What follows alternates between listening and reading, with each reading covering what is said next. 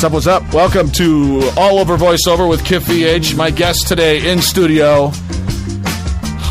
Got one of my... Sorry, my mic is a little hot. One of my favorite people, like... And I'm not just saying that, Debra. I'm absolutely serious. Whenever I see you or run into you in the office or whatever, it's an event. It's an event to me. Debra Wilson is in the house. You're so sweet, kid. It's true, dude. You are energetically, you're a ball of light, and I just love to hang out. What a great way to describe me. What a fantastic and blessed and humble way to describe me. A ball of light. If I could be anything in this world, I would be that Tinkerbell. I would be that ball of light. I really am. I really want to flit from life to life and watch people grow and love and live and give and share and be abundant and healthy and wealthy and happy. So if I can do that as that ball of light, then thank you. Can I tell you just a quick anecdote? Because I want to continue what we were just talking about in terms of like BlizzCon and that experience and stuff. Maybe it was, I want to say 6 months ago, you came into the office. For those who are listening, Debra and I are both represented by CEST. You came into the office with a bag of bracelets. Yeah, my love bracelets. Your love bracelets, and you gave them to everybody in the room, and it was awesome. We all took it. I got mine and gave it to my daughter.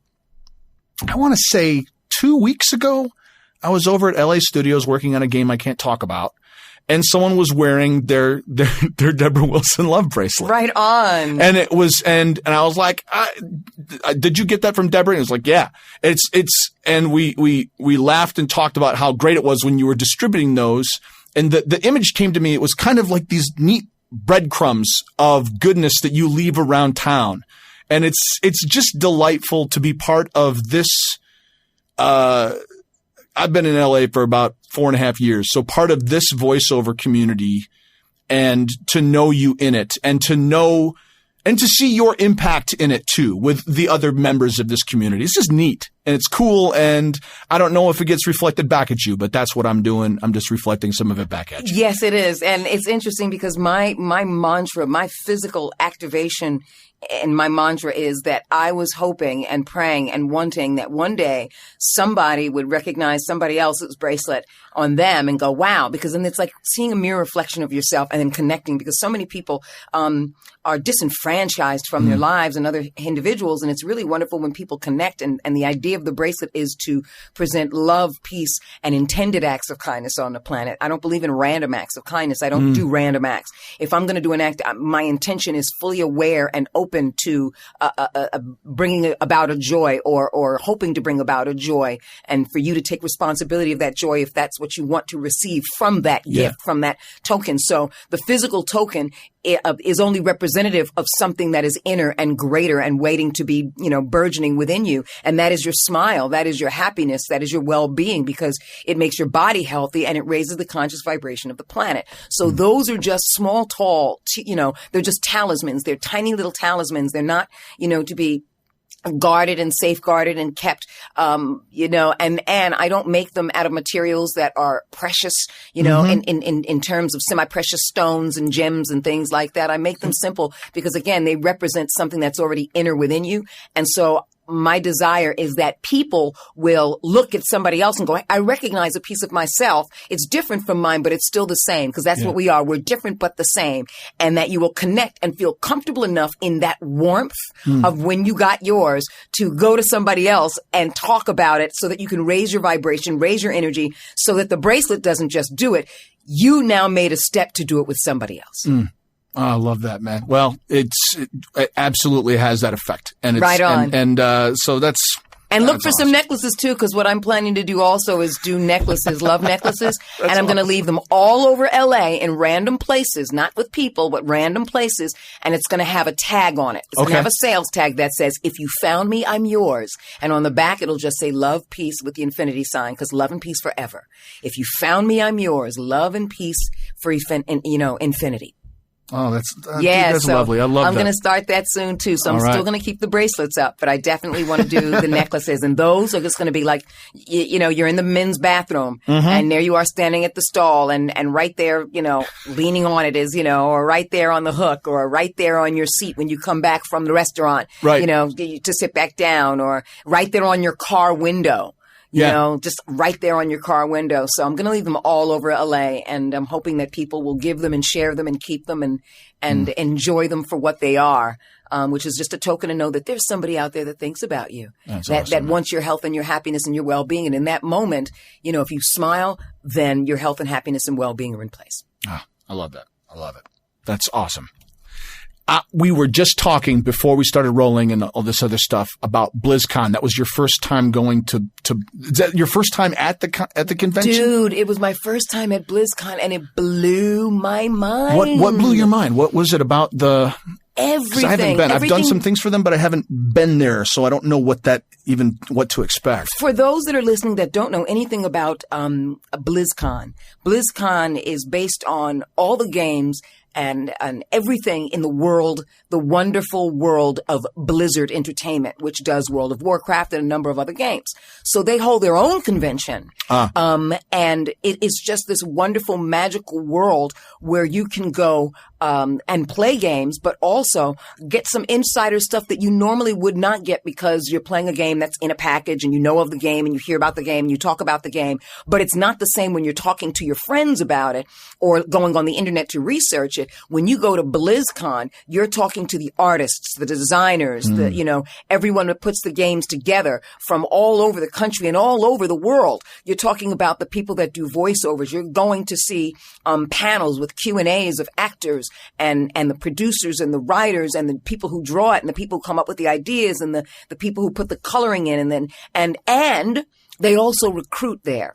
They recruit recruit. So if you say, look, and I've always wanted to draw and I really draw well and I want to submit my work or I want to be a production assistant or I want to learn how to do this, they have opportunities for you to meet with them. BlizzCon and Blizzard Entertainment is open for those that are really serious about artists. In fact, a lot of the people that were working the con work for BlizzCon in other ways. One guy I met, he said, well, I've been an artist and I'm a designer and an artist and I've been working for BlizzCon for about a year and a half.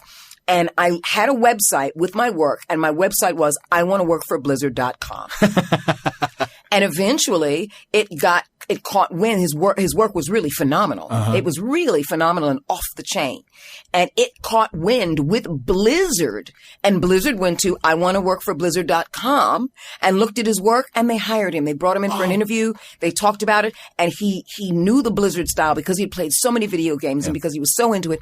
He knew the style. He knew the look. He knew what type of characters that could springboard into his own work.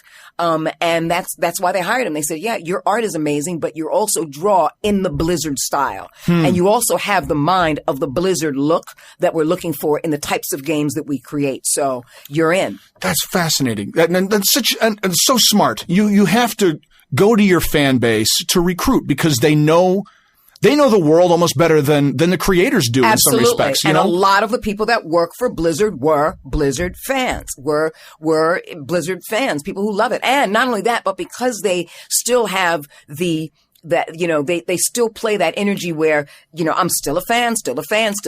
Yeah. And now I work for you. They're so open and encouraging to everybody that comes to BlizzCon that wants to be a part of it somehow. They're so open, encouraging. They're telling you, here's what you need to do. Think about this. Prepare for this. Well, here's the equipment you need. Well, yeah, we do that, but you need to think about this. Well, here's something. Well, be prepared for that or prepare yourself this way. So they're always open to really giving you an insider's point of view, beyond the Q&As that you go to and beyond the panels that you go to and beyond the games that you get to play and the sneak previews of things and the toys and all of that. You know, it's really nice to have insiders that are working the crowd. Yeah. To really offer that. It's very encouraging and it was just amazing. It was an amazing experience. It was mind blowing. What were you doing there? Were you on a panel or were you doing signings and stuff? I was, yes and yes. Okay. I was doing a panel, for, monsters because I'm one of the few, in fact, I'm the only woman, monster voice person that's worked for Blizzard. Now, I heard when I was preparing for this interview, I listened to like your creature demo and stuff like that. And I know that you've done like creature work in like the Hobbit film. The Battle of the Five Armies and stuff. What's, first part of that question is, why are not Well, what drew you to creature voices in particular? My agent saying, Deborah, do you do creature voices? I don't know. Well, just do me a favor, put together a demo reel. Just put together some sounds. And what I did is I completely closed my eyes and I used my vocal abilities for their strengths. And for what I knew about them, I can sing very high and I also sing. And so I can hit high pitches and I can hit low pitches. And so I can growl. I can do men's voices. I can do boys' voices, babies' voices, little kids' voices. And so it was a matter of playing with the tonality and playing with the sound and playing with the register and playing with the quiet sounds and the loud sounds and playing with the growls and playing with things that are in my upper register in my chest and playing with things that are in my lower register in my abdomen, and my diaphragm with the growls and doing sounds that I knew I could do and then multiplying them beyond that. If I did a dog, I turned it into a wolf and I turned the wolf into a werewolf, things like that. And I just kept closing my eyes and playing and playing and playing. And that's what I came up with.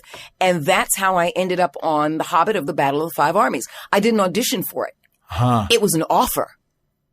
It was an offer. And being a fan of the Peter Jackson's, all of Peter Jackson's work, let alone the franchise of Lord of the Rings and The Hobbit, when the credits went up, and it was the credits specifically for the cast, I was directly under the cast. And there were only 5 names. Wow. Only 5 names for creature voices. And I was blown away that I was one of them, along with hero and legend D. Bradley Baker. Oh, wow. Who I'd never met until BlizzCon. Until BlizzCon. So you guys didn't when you did creature voices, you didn't do it as a loop group or anything like that. You came in, you did specific. Yes. Came in specific, and so for us to meet was fabulous, and the panel was he and I. It was just the two of us, and it was called So You Think You Can Monster, like So You Think You Can Dance. And so there were contestants, and they whittled down these contestants to 12. Wow. And they could either pick one from the screen, which was a Blizzard creature, or they can do their own. Oh, great. And we were there to help guide them and direct them and give them positive and loving and helpful critiques. Yes. And then the judges and Fred Tatasciore, who is an amazing voiceover artist. If you guys don't know him, he does a lot of animation and he does a lot of video game. Fred Tatasciore was one of the panel, and some other amazing engineers from Blizzard, because they know what they're looking for when they're engineering. So it was a great help to them, and the winner gets the opportunity to do voice work in a Blizzard game. Oh, geez. What a phenomenal opportunity, not only to have the opportunity to be in a game, but to get that specific direction too from people who do it. That's something that often, you know how it is when you're auditioning for stuff. It's like you're reliant on the booth director to take you to some place, but something where you're, trying to match. Well, what? Let me go ahead. Or you're doing it at home, where you've got a comfortable environment and hopefully a good home studio. Yeah. Where you can, because I think you have a tendency to be your own best critic or worst critic. And I think if you love what you do, you will be your best critic enough to go, that's not hitting it. And you'll know it. There'll be something within your core that goes, yeah, that's it. And there'll be things in your core that goes, no, I didn't hit that. I'm not. So you get a chance to really continue to explore when you have a home studio. And like a booth director, you'll be able to hear it back, How long have you been working out of your home studio? When did you switch from being – I just used to see you on the regular, and now I see you more infrequently when you come in. When did you make that transition? Was it when you got equipment, or did you just decide, you know what, I'm going to see what happens if I just work on my own? What was the process in making that decision? The process in making that decision was – and I ride a motorcycle, so going over the hill was great. But sometimes it would be 2 and 3 times a week. Or sometimes I would sit to wait to get in the booth for an hour, 2 hours, 3 hours. And I was fine with that for the most part. And after a while, the idea of it just became a little tedious. I understand. Especially it's like, well, you have to get there a certain time and you've got to be up to do that. And it's just for this one thing. And I started doing it on my computer, and I didn't have a mic. I was just using the recording on my computer. And, the sound was okay. Yeah. So, one of my agents, Pat Brady, one of our agents, Pat Brady said, if you're going to do it at home, then here's what you need, because you've been sending them in and we've been submitting them, but it's not professional quality. So it's nice to be able to get critiqued from a professional, yes, and say, here's what it needs to be. Here's some mics. Here's some suggestions. And I just did some shopping and said, okay, I'm going to land on a mic and use it and utilize it and play with it and make the sounds in it. And, so I don't have a booth. I sit on my bed. And for the sound, for the most part, if I need to, then I put the covers over me. I'll put a blanket over me. Yeah. A fleece blanket is really great if you want to muffle certain sounds so that you get the voice quality you need without the heavy echo, I've got a small closet, but I tend to do more of the same thing. Of like, I don't need to go stand in a corner and get all that. My mic is good enough that just to sit and quietly, as long as the fans are off and the cats are out of the room, I can get a passable audition for whatever's coming down the pipe. Absolutely. And I think what's great about voiceover is that the producers of voiceovers and the directors of voiceovers really want to hear the quality of what you do, not the technical quality, but the quality of what you create, because they know when the work comes from the inside out and it's spot on for what they want. And they don't pay attention to an echo. They don't pay attention to the pop. They know that everything else they need to do with you professionally in a studio, they can void all your echoes and pops in your audition. They just want to hear the core and the essence of what you do more than anything else. And it's great because nobody cares that I have a shaved head. Nobody cares that I'm black. Nobody cares that I'm a woman. Nobody cares that I've got a full body tattoo. What matters is, can you create in this environment, create the environment around you, and then create the character to have a relationship with the environment and hear the core and essence of what we're looking for. That's what they want. The core and essence of what they're looking for. What is your process for tapping into that? Yeah, my process, and it's a powerful process, and it's a process that gains me quite a bit of work. So, I'm sticking with it. You know what I'm saying? Yes. I don't just create a voice. I create the environment to go with it. So in my mind, I am talking specifically with people, and I'm watching people who are walking by, and I'm fully aware what's behind me, and I'm fully aware of my environment. So what I'm doing is, in my speech pattern, I'm not reading anything. I never read anything. I memorize. You memorize every piece of copy that comes down the pipe. Yes. And the reason I memorize it is because I'm having a conversation. If I am that person, if I am that character, then I wouldn't be reading my own words from a page. That's right. So I'm not only having that conversation or having that dialogue or having that monologue, I'm also aware where I'm having that monologue, with whom I'm having that monologue, what's around me in that environment. If I can get loud or quiet because somebody's watching, So when I'm doing voiceover, it's never just, let me get the voice down. Let me get, just the way it sounds and read off the copy. The only time I'm reading copy where it's just that is commercial, is industrial, where I know that. But when it comes to creatures, or when it comes to characters for video games or animation, I'm not reading off the paper. I'm always memorizing it because I'm having a relationship around me, because I become that thing, that creature, that person, and if I am that person, that creature, that character, what's the environment they would be in? Yeah. So I'm having it's the way little kids play pretend. It's the way little kids play pretend when they're having a doll party, when they've got their imaginary playmate. It's sincere and it's honest and it's real. It's real. And I have to make it sincere and honest and real. And I can't do that if I'm reading from a paper, because I'm having a conversation with my imaginary friends that are directly in front of me, and some are behind me and some are walking, and here's what the environment is. So I know exactly what the environment is, the temperature. And I'm having a relationship with them the same way I'm having a relationship with the words that then become mine. So I never look into a mic. I'm always looking at somebody. When I'm looking out and doing the lines, I'm always looking at somebody. And I'm watching their response and reaction. So my intonation is really important. I think intonation is really important because I think we can get caught up in reading it or being set in an intonation based on the words. Yes. But I set my intonation based on the person I'm talking to. And how you feel about that person and how that... how that person is responding to me. That's how I set my intonation and how that person's responding to me. So in a lot of times where we get a piece of copy that may be like 7 lines with one adjective. or adverb, irritated. Is that an adverb? I don't know. I think that whatever that is. You create the entire universe for that line to exist within. Yes. And the response to that line, maybe the first line that they might present to you, and then and during and throughout. And throughout, because I'm that's watching right. their attitude and stuff based on what I say. If I'm saying certain things a certain way, or depending upon the dialogue, they're going to have a response to that. Yeah. So I'm watching their response, which also helps to bring about more of a plethora of choices to make in the staccato or the rhythm, whether it's a lilty rhythm or whether it's a staccato rhythm, or whether I stop in between because they had a look, or whether I bring it down because they're not paying attention, or whether I raise it up because they're not paying attention. So I give myself all these lilts and these choices, and I make them as organic and as honest as I possibly can based on what that person might respond to depending upon what I'm saying. So their response is going to be based on what I'm saying.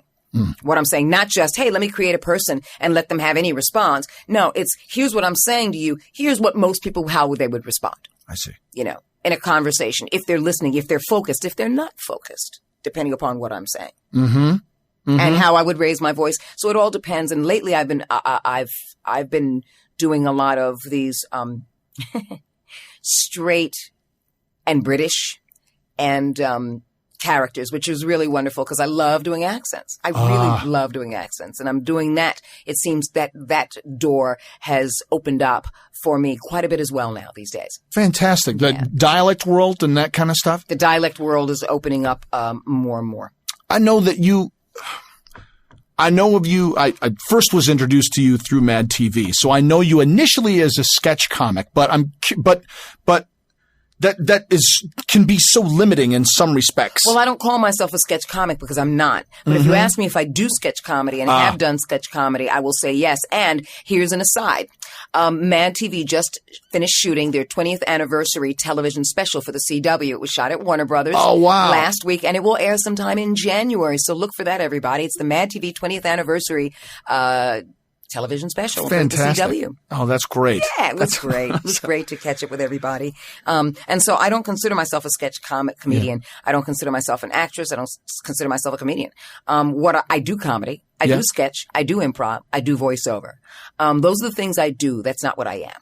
You are, I'm going to sit here and tell you what you are. I'm a ball of light. Yes, you are. And you told me that, so you know the truth about me. You are a ball of light. I don't limit myself to what I do, because it is a limitation. And what I do is always about breaking limits and going beyond that, because, you know, you see me this way, but the creature I create has wings and 6 legs and antennae. And so, you know, and is carrying 1 million eggs, or is being stalked and breathing differently. So, I don't say that's what I am, but it is what I do. You know, that's what I create, because once that creation is gone, just like Kaiser Soze, it's gone. You know? Yes, it is. Like Kaiser Soze. Kaiser Soze. For those of you that don't know. Kaiser Soze. Kaiser Soze. Yeah. Oh, yeah. Giancarlo Esposito. That film. Anyway, sorry. For anybody that doesn't know, the film is The Usual Suspects. And if you haven't seen it, Kevin Spacey is genius. For those of you that don't know Kevin Spacey other than House of Cards. Right. But yeah, he's brilliant. And his character is called Verbal Kent. But anyway, it's a great movie. If you have never seen it, see it. And if you have seen it, see it again. Yes. Watch it again, just for the nuances of the board, everything. Yeah. I'm already spoiling too much. Yeah.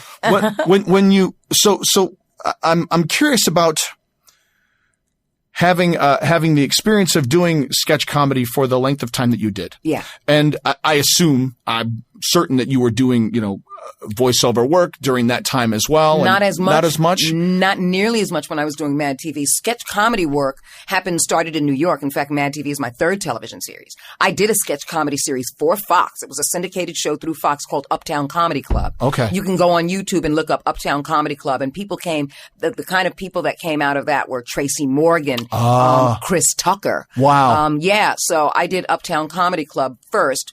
And then I did a series with the late, great, amazing, and wonderful Joan Rivers. Oh. And so I had, and improv came in handy for that. So my background initially is improv. And then I worked with a number of improv and sketch comedy groups live in New York clubs. Okay. So that's my background. That's my basic background. So doing that and creating characters, you are creating voices, but not nearly as much as you can continue to create in the voiceover world. So that was my springboard without me realizing it was my springboard. I understand. When I got on Mad TV, because I sing, and I can sing 3-part harmony. I was taught by my sisters how to sing 3-part harmony, Bach Vespers in a cappella. So I used to sing Bach or Bach. A cappella music in church. And so I've learned, I'm ear trained for 3-part harmony. So hearing things and mimicking things and then making my own was very easy. I started doing a British accent by the time I was 8. Yeah. Between the ages of 5 and 8.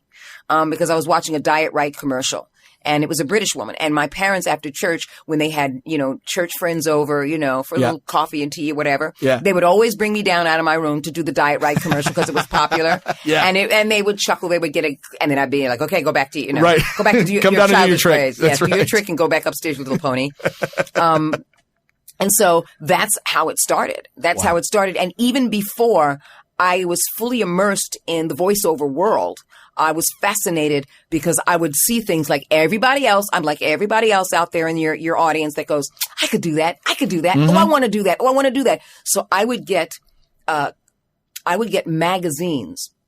And back then in magazines, they would have the full spread of the words and the dialogue as if it were a commercial. And I would read that. And my neighbor, Joey, who had a music studio in his basement, he would put music to it. He would compose music and put it to it. So if it was like a funky hairstyle thing. Yeah. And, so learning how to speak like that was very easy in doing all of those things. And doing just the Midwestern, average white person. Yeah. In fact, most of the voiceover work when I started was primarily, for characters that were human, that were white. Most of them were white. I rarely did black children or black women. And then as that, opened up for me, as the voiceover world opened up, the idea of what I can do and the opportunity opened up even more. Yeah. Even more. But Mad TV really was the springboard for that. And back in New York, I was the spokesperson for Burger King. So we did voiceovers for the radio commercials. So I did the radio campaign as well as the television and on-camera campaign.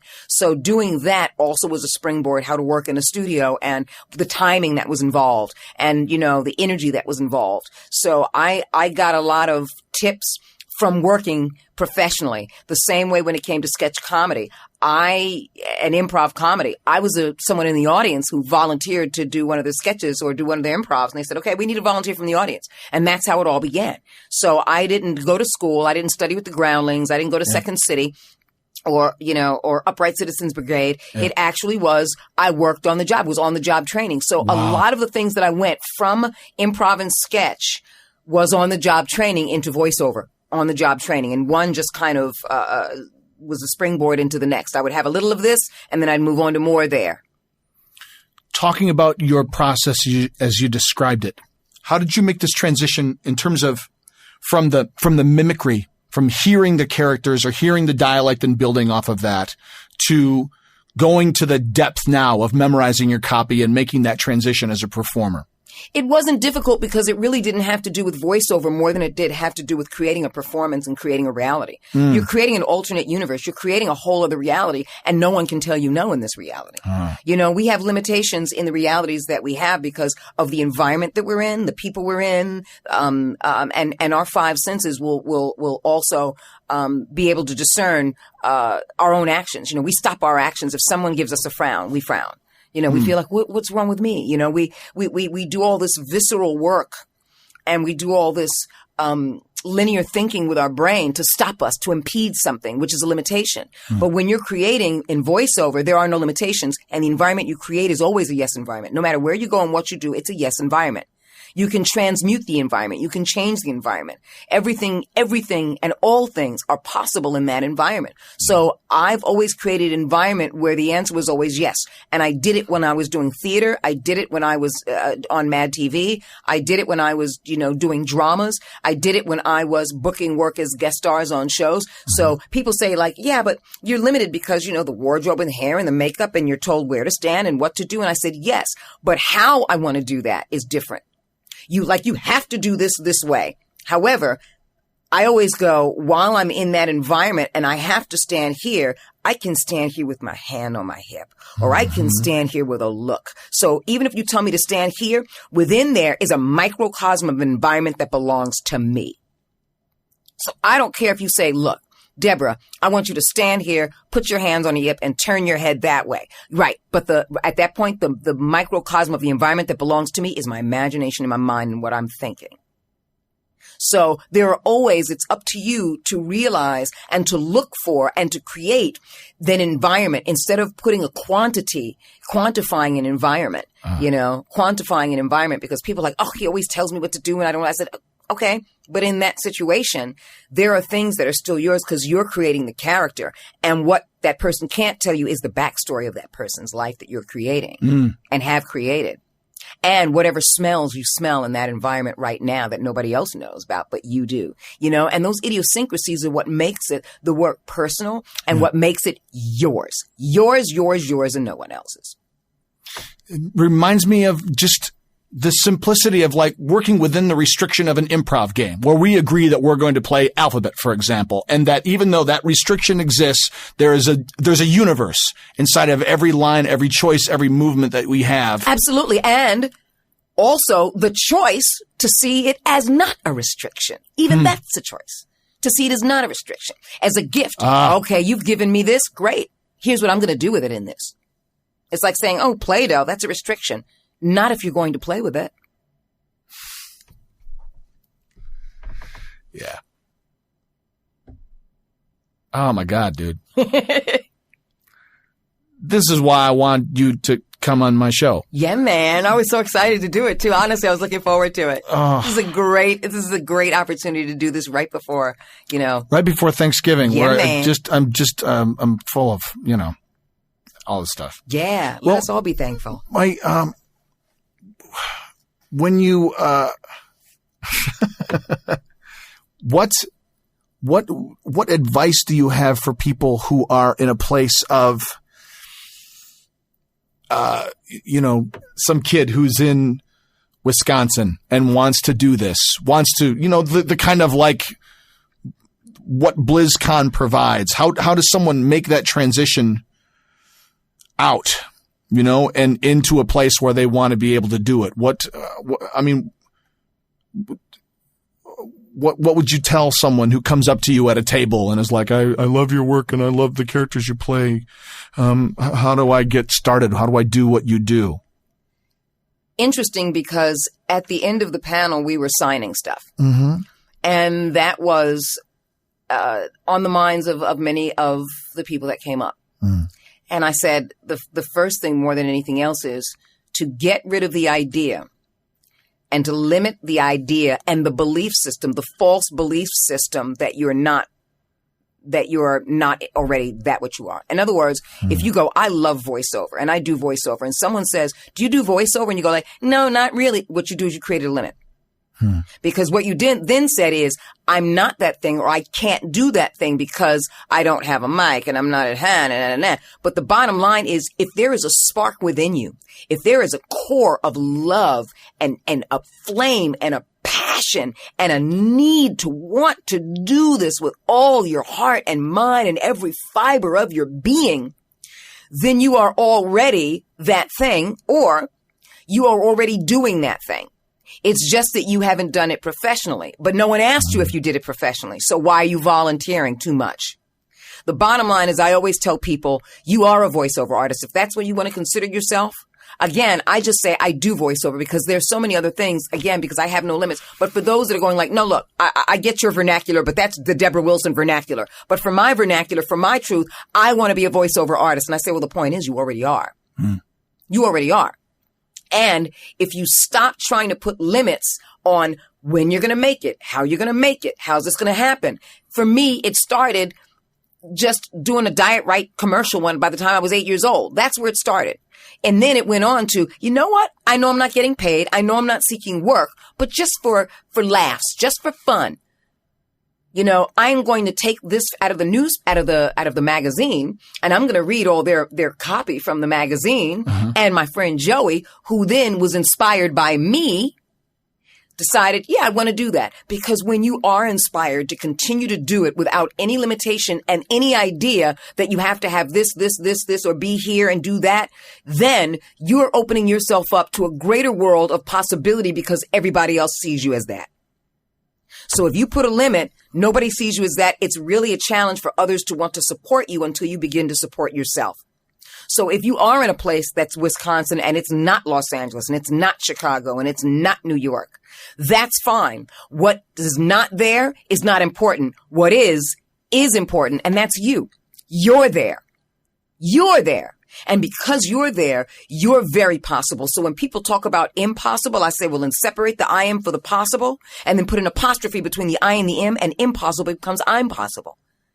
You can do this. You're supposed to be doing this. It is your birthright. It is your birthright because it is the thing that is a wellspring of joy within you that is not to be stopped by anybody. It wasn't created by anybody, so it can't be stopped by anybody. And what you've got to do is you've got to keep doing it, keep accepting it, keep accepting yourself as that thing. Keep accepting yourself as doing that thing. And stop putting limitations as soon as somebody says that where you feel embarrassed because you're not making money and you're not doing it professionally. You need to say yes because everyone else around you will say yes when you do. Have fun. Everybody nowadays has access to a computer. Yeah. I won't say everybody. That's not fair. But many people have access to recording equipment of some kind. It doesn't matter if it's professional or not, but recording equipment. If you have a phone and you can record that stuff, do those kind of things. Look on television and see the things that you go like, I'm inspired. Stay inspired. I don't care if you play video games or whatever it is you do. Stay encouraged and be encouraged. Stay inspired and be inspired by those things and say, that's what I want to do. That's what I'm going to do. Hear that voice? In fact, let me mimic that voice. Let me get into there. Wow. Now, what can I go from that voice? What else can I do with my voice? Let me watch the Cartoon Network. Whatever it is, drink it all in. Absorb it through not only your eyes, but absorb it through every pore of your body and take ownership of it. And stop limiting yourself by saying, I'm not a professional. I'm not in Hollywood. I'm not in a major city to do this. You can do this. You're supposed to be doing it. If this is your passion and your fire, then there is no limit. And you have to trust that everyone else will get on board in a time when you are ready to mature to get on board with yourself. Because a lot of people want something, but they're not mature enough to handle all the ingredients and put it together to make a pie, to put it together. I can give you ingredients. You're like, I don't know how to put it together and when to put it together. So you make a pie, but it doesn't taste, something is off with the taste or something is off with the crust. Why? Because someone says, yeah, but you need to do this with the crust first. So everything is a preparation for this amazing thing that's being created within you. So it's not about taking the ingredients and having them all together and thinking, voila, there it is. Right. It's about knowing how to use the ingredients. Sometimes it's like, well, those eggs, the reason it didn't sit well in that is because you're supposed to refrigerate the eggs. And then once you do, you have to take them out and leave them out for a half hour. Oh, that's why it didn't do what it did. Right. Okay. So it's always about honing and seasoning your opportunity to grow. And most of the time when I tell people that, it's not about your talent because you can always hone your talent and your craft. Yeah. It's about honing your patience. It's about honing your self-confidence. Yeah. It's about carving and making sure that the ingredients that go together, that the base of that is your self-confidence. And you're knowing that if this is really a passion, that it is your birthright and there is no way that you will not succeed. You have to know this. You can't think it. You can't believe it. But you have to know this because no one will be against you if you are for you. And just do it. Just do it. And don't feel like, well, I don't have any money or I don't have this. Stop. Just do it. Because if you really love what you do, then you would do it anyway, regardless. Right. And if you love what you do, even if you're not doing it professionally, are you going to stop doing it because you didn't make money? Then it's not your passion. Go get a job. Go get a job. Because you told me now that you told me basically that it's about money. I want to do this and I want to make money. Mm-hmm. So then I tell you, well, you can make money anywhere. Why do this? And when I ask people why they want to do what they do, I look for a particular answer. And I've had people say like, well, I want to make money and I want to be famous. And I go, okay. And that's fine. Mm-hmm. But I really key into, the expression and the experience of someone that says, I go, well, why do you do it? Because I love it. Because I love it. Because it's so much fun. Oh my God, it's just so much fun. And I go, that's the person who will continue carve a pathway to this being a career, or to this being professional, or to this making money off of this, or to this, because they didn't mention money. They mentioned fun. They mentioned joy. They mentioned, oh my God, I love this. I love this. And that's what has to come first, the love for it. And being that pure thing that you were at 8, for me, 45. Absolutely. And still being able to do all that stuff and play and play with other people who are like-minded. Yes, you have to be a grown child. You have to be a grown-up child. And completely, you're right now, I'm tongue-tied because I'm in the process of trying to remove my own restrictions. You know? Do you know how CESD found me? CESD. How did CESD found you? CESD is a talent agency here in Los Angeles and also in New York, and it stands for Cunningham, Escott, Slevin, Doherty, the 4 people that founded it and put it together. And I was doing a show here in Los Angeles, in Hollywood, on La Brea Boulevard. And I was at the Acme Comedy Theater. And I was doing a show, and it was called, from a 50s show called What's My Line? Yes. From the early 50s. Wasn't that it? There wasn't his show. No. But early 50s. Yes. What's My Line? And the premise of the show is 4 people are sitting at a table. They're the panel. They are blindfolded. A famous person comes out and disguises their voice. You're allowed to ask yes and no questions to discover who that person is, because if they're famous and you hear their voice, you'll know who it is. Yeah. So you're supposed to ask questions. Now, the audience can obviously see that person, and they're clapping and they're cheering. All we can do is hear, wow, the audience's response to them. Yeah. Now, when that person comes out, they write their name on a piece of cardboard that's in a picture frame on a wall. Okay. So they write their name, and the audience goes nuts. And then when it disappears, once we figure out who it is, if we can figure out who it is, there's a little interview with what they're up to and that kind of a thing. And right before the next person comes out, the name that was previously there disappears. And it's obviously someone pulling it up, but it moves so fast because there's another white paper under there that it looks like it disappears. Well, to me, I felt like it was a magic. And I felt like a little kid who had just seen a magic trick. So I went,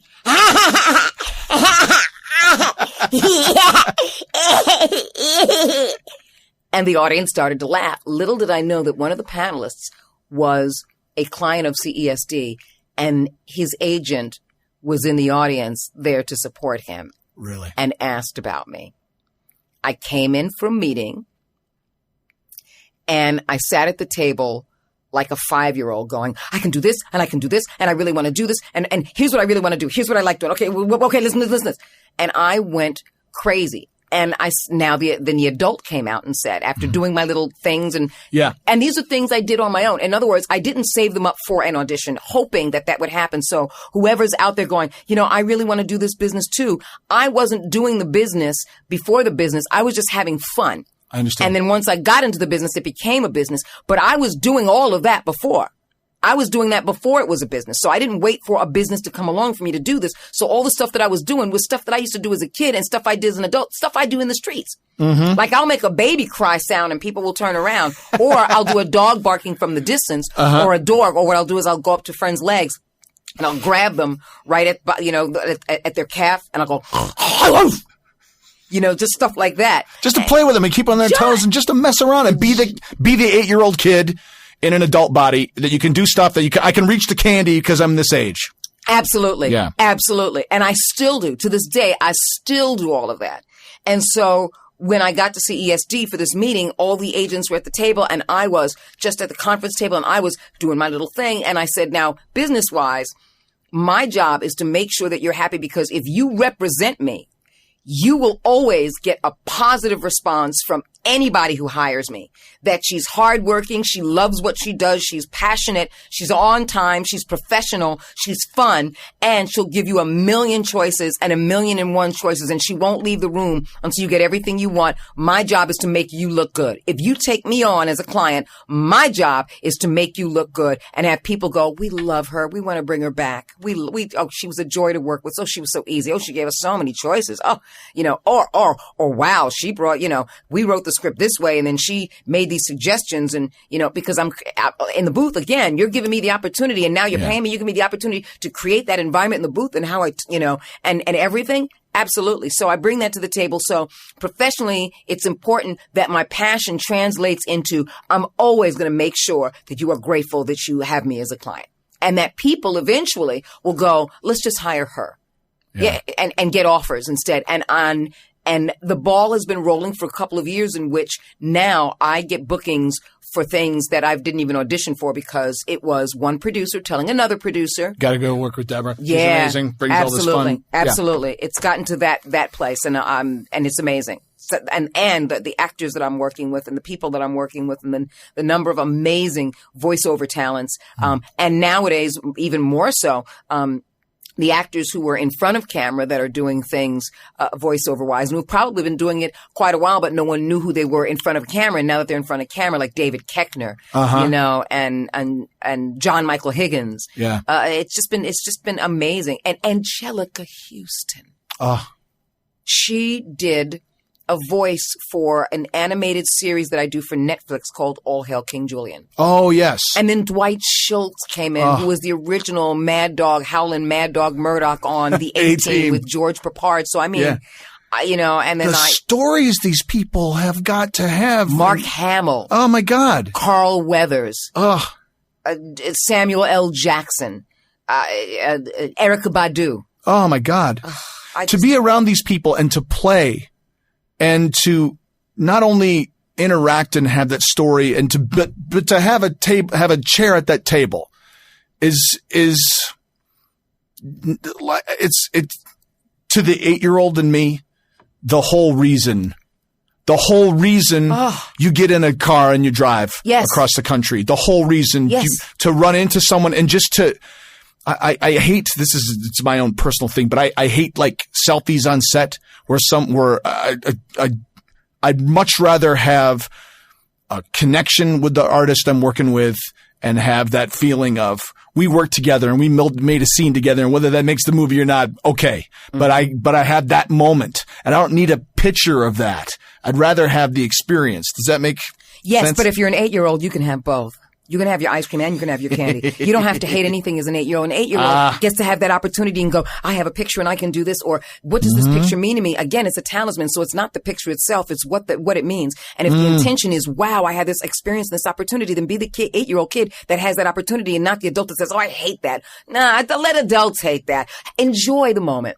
Enjoy, because what people are basically doing when they take a selfie is they're saying, oh my God, this is so cool. They're getting giddy. And when you get giddy, you're a child again. And that's what we have to remember. So you have to see your mirror reflection in everything that everybody does. Because especially for something like that, it's the adult that says, nope, I'm an adult. You're not supposed to do that here. Or why do that? That's not what it means. But it's like, but the same thing as a bracelet. Why are you giving me this bracelet? What do you want for it? You know what I'm saying? Yeah, without opening up. So it's about staying open, because I've actually had people when I've given them bracelets go, no, thank you. No, why are you giving me that? No, thank you. No, I don't want it. Without going, wow, my sister would love this, or so it's always about staying open. Everything is about staying open. If you stay open to the possibilities of your life, you stay open to the possibilities of your work life. You can enjoy that selfie. Absolutely. Relax. Take it easy. Enjoy it. Be giddy. Have fun with it. Geek out. Geek out. I feel nervous about geeking out, and I don't know what that is. It's the adult. It's the adult judging. That's all it is. It's the adult and the judgment. That's why I tell you how I create what I create. So if I can suggest to anyone who says, hey, I want to create and I want to do this thing too, then when you are creating, you're closing your eyes and creating that environment and people around you. But either way, there is no limitation. There is no limitation. You are outside of your skin. You don't have to know what you look like. You don't have to know what you feel like. You're creating, and you are beyond that. You're transmuting into many, many, many, many, many aspects of the world. That's what you are. Because everything that we take, we're taking aspects of the world, even if the world is the world of imagination. So what you're doing is you're saying, I am an aspect of all of these microcosms, and it's all within me, and I am within all of it. So I don't have to have any limitations and my ideas and my thoughts, because that's linear thinking. I need my brain to do that. And my brain is a limited thing, because it can be gone. It can be killed. It can die. But my consciousness is forever. So what I create in my consciousness continues to burgeon on eternal. So it's the adult that says, see, because I'm in my physical. To be an adult, that means you have to be in flesh. To be in flesh, that means you have to have a government idea that was put out into a society that was generally accepted as what an adult is. So you're a senior by the time you're 65. Who told you that? And you accepted that. You accepted that. You accepted that paper and metal are values. Once we accept that, people respond to that. And that's why I say when you accept about yourself your joy and your passion to do this, and you continue to do this, others will accept that around you. Others will accept that around you. It's just that, like I said, in a society, there's certain things that we accept that we go, well, we have to accept that. You know, this paper means money. I'm not going to burn it. I'm going to use it because, that's ridiculous for me to burn it when I can be utilizing it for myself and others. Right. Same thing with those coins. Yes, they're metal, but this metal has a particular meaning. It's not a ring and it's not a piece of jewelry. It's actually, a barter system for a good. Right. This is money, what we call money.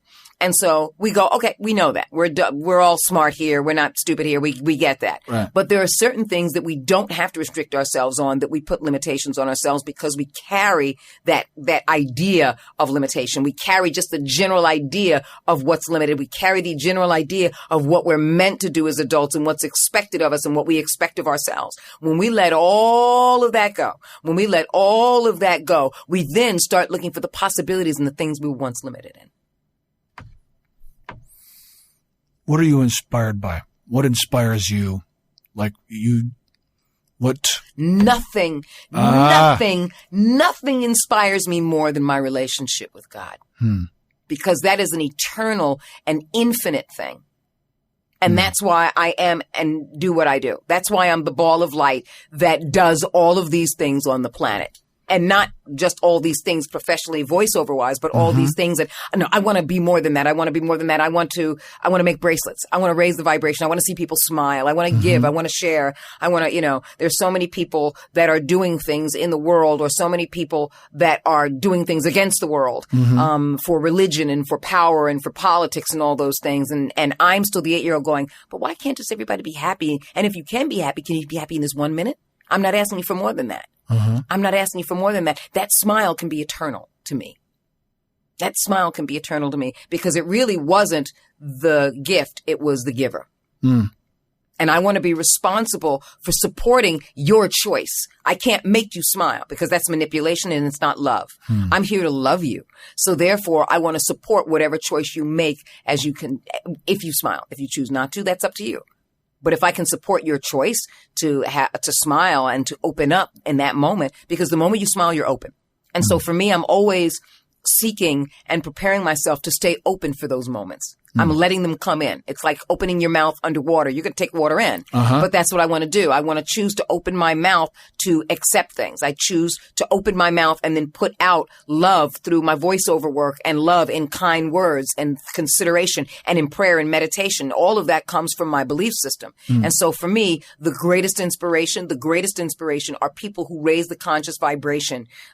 Christ Jesus, Buddha, Mother Teresa, all of those beings on this planet that wanted to do something that was progressive in terms of love and recognizing your potential, recognizing the potential of the humankind.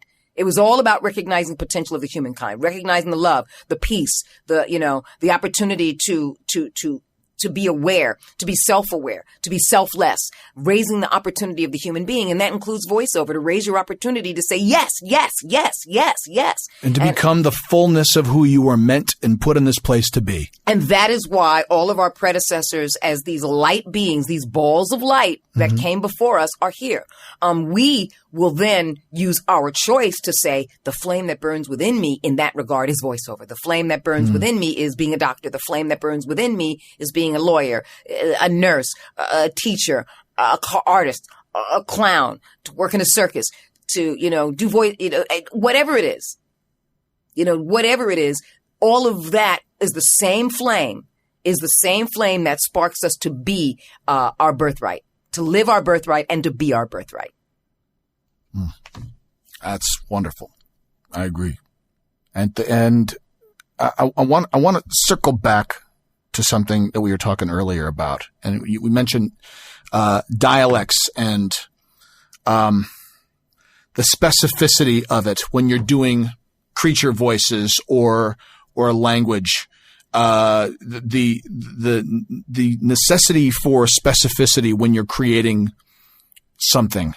That can be challenging, but it also can be a lot of fun because you go like, I mean, if you're just doing voiceovers and it becomes easy stuff, then anyone can be hired for it. But when you get the opportunity, like I have, to go to Blizzard out to Irvine, California, to go to their main offices, and they show you characters on their computer screens in front of you or a monitor, and they say, "What do you think?" And it's like saying, it's like putting about a crap load of food in front of you. You go like, "What do you want?" I'm like, "Wow, look at this!" You know what I'm saying? And that is a trust. You know, as opposed to saying, well, just give her a hamburger. Maybe she'll want that. You know, I'm like, oh, I'm vegan. I don't eat that. Oh, we got to start from the drawing board to see what you want to eat. Now let's ask you. But it's great when people trust you enough to put something out there and go, what else would you like? Put all this stuff out there and go, what else would you like? So it's my responsibility to go, oh, I'm supposed to play and be an 8-year-old. It's my responsibility. It's not just my joy. It's my responsibility. They're counting on me to be able to come up with stuff. And I'm counting on me to be the 8-year-old that's going to have fun doing it. You know, it's not a, it is a responsibility, but the joy comes first. You know, it becomes a responsible joy, so to speak, to be able to go, oh, this character's in water, but it looks like a bubbly water. So bubbly water, you know,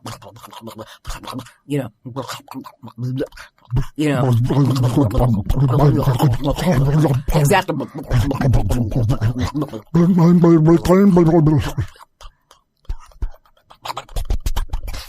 Absolutely. And being able to create that, you know. And if they're in a watery environment, maybe if they're always in a watery environment, the way they breathe is almost like someone who's got phlegm in their lungs because they're in a...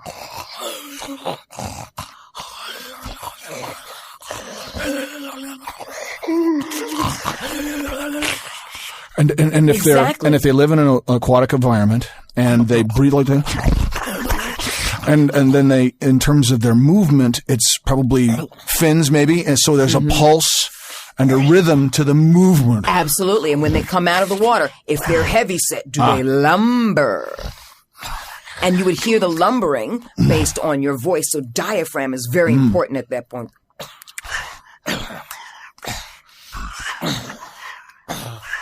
And their vocal qualities when they sit as opposed to when they stand. Which is usually a push out of the diaphragm. And then when you're coming up, a pull in of the diaphragm. And so then, it's all of that. And then if they come out of the water, what's motivating them to get out of the water? If they are based in there, are they coming to eat something, to get something to... Are they trying to move quickly? And are they following a stealth? And you're breathing. And I always tell people to, as you're creating, do not forget the breath. Don't get so into trying to vocalize that you forget that this thing is a living thing, so it has to have breath. And we have breath. Our breath is different when we're running than when we're laughing, and different when we're laughing than when we're straining, and different when we're straining than when we're sleeping, and different when we're sleeping than when we're crying, and different when we're crying than when we're about to cry, and different when we're about to cry than when we're preparing for something, and different when we're preparing for something when we're just in stasis. And different from stasis when you're, you know. So it all runs that gamut. It's always about always knowing your breath. When you're excited, when you're afraid, when there's anxiety, when there's something around you. You know, so it depends upon the character, it depends upon the creature, and it depends upon your environment. And if you're given room to play, then they'll be able to pull you back. But I would rather give, and I think it's always a great suggestion to give more than less. And be able to go, okay, we can edit, we can play, or we can pull that back, than to try to always coax you for more. So I always come, and like I said, when I sat down at that table, in that conference table at CESD the first time, I said, you know, my job is to make sure that you are grateful that you hired me, and to always show you how grateful I am that you did take me on, by making sure I do a great job and put everything, I leave it all on the table. There's nothing left. And I never leave a booth, ever, without asking, did you get everything you want? Do you have any more suggestions? Is there anything else I can do for you? Do you have any ideas that you might come up with reads or anything else that you might want? Are you happy with everything you have? Would you like me to stick around while you check everything you have just to make sure? Because for the most part, they've said, no, we've got everything. And there are a couple of times when someone says, oh, let me check this. You're right. You know what? Can we do this again? Absolutely. Yeah. And so they've been grateful that I stick around to do that. So my responsibility is to make sure that I am of complete service to you. Complete service. Because I know I can bring it. That's why I'm hired. Right. I just want to make sure that I completely service you. So I get a great tip at the end. The great tip is, thank you. We'd love to use you again. And sometimes I play in the booth in between so they can just hear what I do. That's great. I'm like a 2-year-old. It's like, I want your attention. Mm-hmm. So while the editor is doing that and while the engineer is working on that, I'm going to do voices, and I hope you're listening, because if you are listening, I'm going to pretend I'm doing it in the background, but I'm not really doing it in the background. I'm doing it enough for you to go, wow, that was you. And wow, you can do those accents. And so I'll create characters and have them talk to each other in different accents while I'm waiting around for the engineer. So I also do those kind of things. That's like a little kid who wants candy. I'm going to sit there and smile on your face, and I'm going to look down at the candy and look at you. I'm not going to ask, but I'll be there with my big puppy brown eyes and my big, hangdog eyes, looking and making faces so that, so I do that too, that little kid. It's always a little kid. I'm never an adult directly like, listen, I do this and this and this. I never throw myself out like a resume. Yeah. And, throw my professionalism out there like, listen, I can do, but I'll play and let you go. Let them discover it. Yeah. Let them discover. That's the key. It's discovery. How do you manage vocal stress? If you put it all out there on the court, how do you keep yourself from blowing your pipes out in a job or that kind of stuff, especially when you're doing the creature? Or is it because you're discovering and supporting and creating, you determine what this creature is, how it's from the sustainability and what this character's life is? Or is it something that you run into frequently? Or I run into it all the time. And the reason I do is because I do a majority of video games, and a lot of them have vocal stress because a lot of them are fight and battle games. A lot of military battle, a lot. And I mean a lot. So there is quite a lot of vocal stress, but I'm the kind of person that can't pull back a performance. I choose not to. So what I do is I make sure that I am not working the following day and that I rest my vocal cords. I also make sure that I am coating and soothing my voice during and before and after.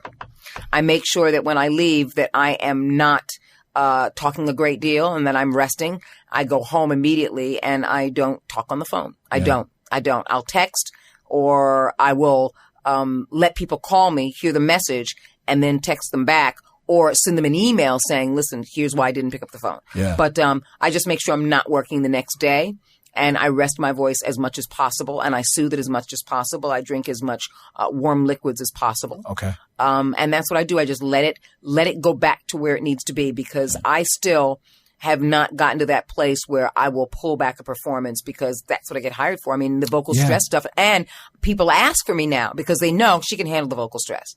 People ask for me. So I will still audition for games. I will still send in voiceover auditions to my agency for vocally stressful things. However, a lot of the bookings that I end up getting, it's because people know I can handle the vocal stress and that I give it the full thing. Will you vocally stress yourself in an audition for a game?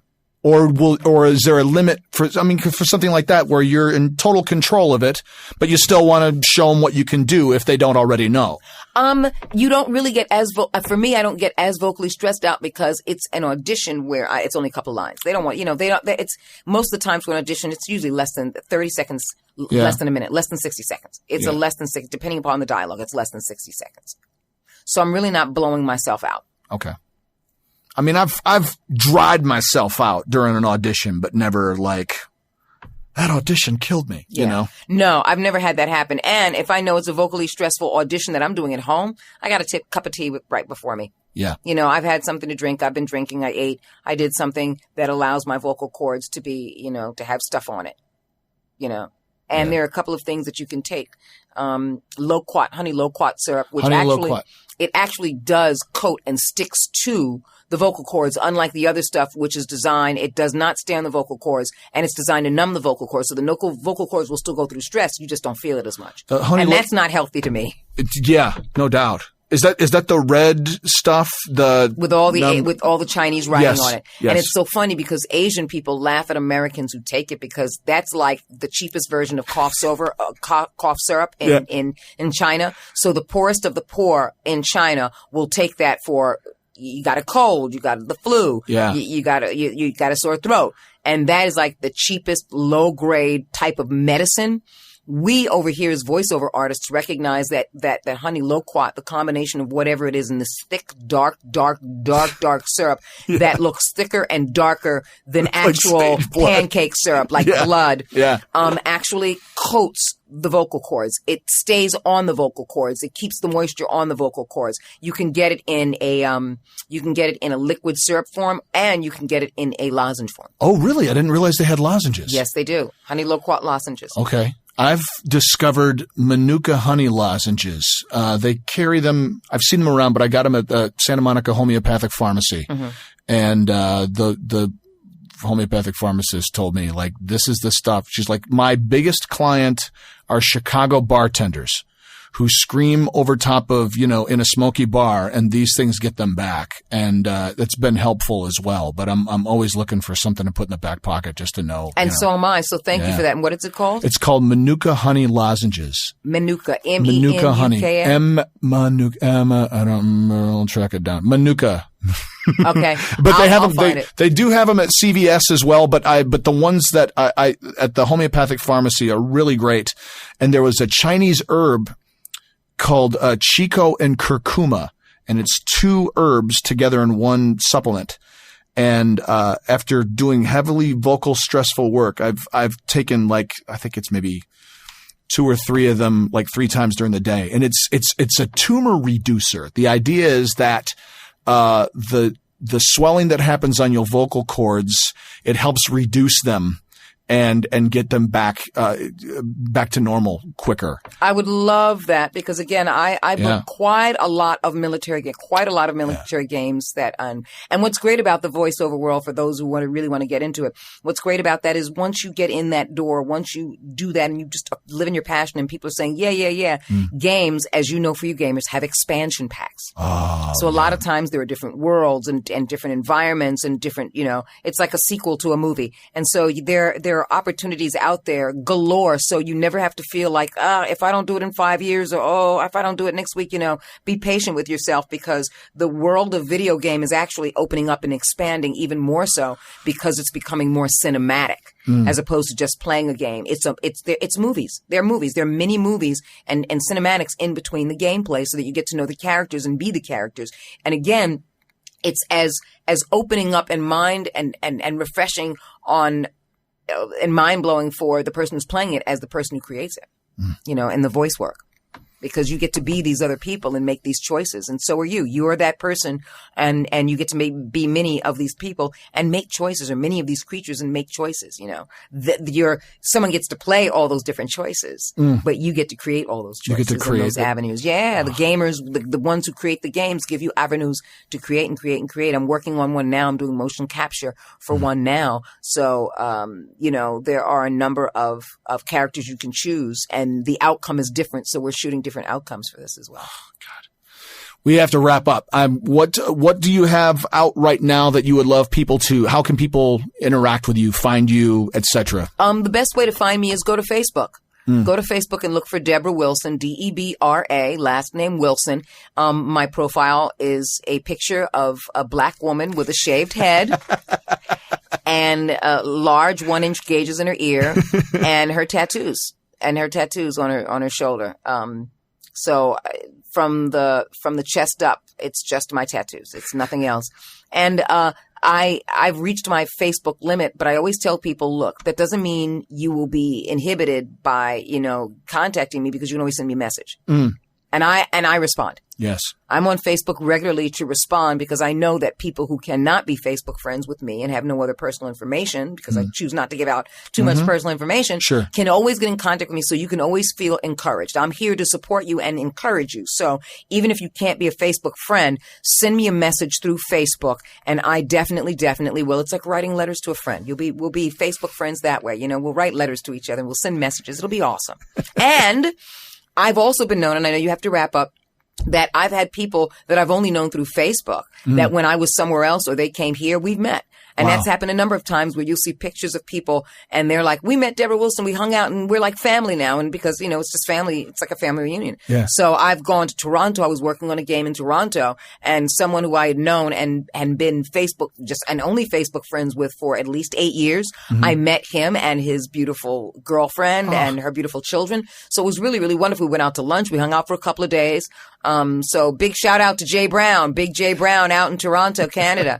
And then another person who I hadn't known very long, but I also met out of Toronto. Uh-huh. And so it's really, really wonderful. And people who've come here, I knew someone from Italy who came from Italy here and was vacationing. And just recently, someone from the Midwest in Michigan who came. And so it's really, really wonderful to get together with people when I have the opportunity to and just connect. So I love being connected to people. And you are, like I said, we're mirror images of each other. So everything that I am and that I do in the voice world, you are a part of. Just know this, please. Debra, thank you so much for coming in and joining me and sharing your light with everybody who listens. You're the best. Thank you so much. Yes, we are. How sweet of you to see yourself in me. I absolutely do. All right. Happy Thanksgiving, everybody, and stay safe, and we'll talk to you soon. And I hit the wrong button. That was the... This has been All Over Voiceover with Kif VH. Thank you so much for listening. If you enjoyed the show, please go to iTunes and give us a positive rating. It truly helps. Follow me on Twitter at KifVH or on Instagram at KifVH or on Vero at KifVH. Thanks so much for listening. Talk to you soon. Claim victory and depart the field.